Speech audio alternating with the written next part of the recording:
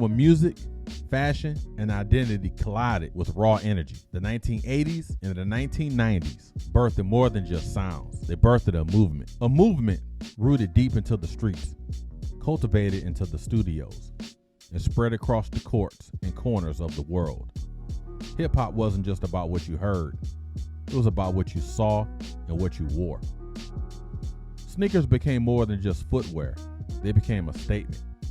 From the soles that danced across city pavements to the tongues that poked out from beneath baggy jeans.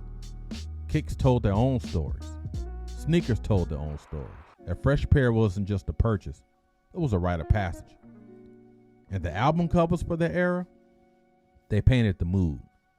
They captured the rhythm and the streets, reflecting the hunger, the hustle, and the dream.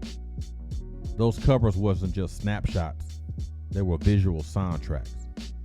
Behind the gold chains, the oversized jackets, and the unmistakable swagger, there was a connection. The artist, the culture, the shoes, it all came together seamlessly. It was the era of street kings.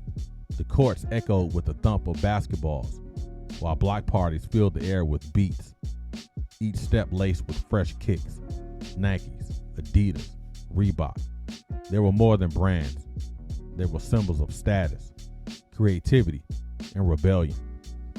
Walking down the street in your favorite pair was like carrying a piece of that culture with you. Every sneaker release became an event. Lines outside stores, kids saving up, the anticipation of being the first to lace them up and walk out like you owned the block. They weren't just shoes, they were part of the narrative.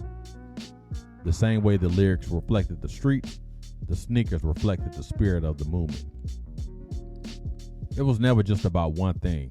It was about how the beats, the fashion, and the kicks intertwined, tethered by the collective energy of a generation that refused to be ignored. The shoes on your feet, the cover of the album in your hands, the sound in your ears. It was all part of the same story. And even today, when we look back, it's not just nostalgia. It's a reminder of a time when every detail, every thread, every beat was woven into something bigger.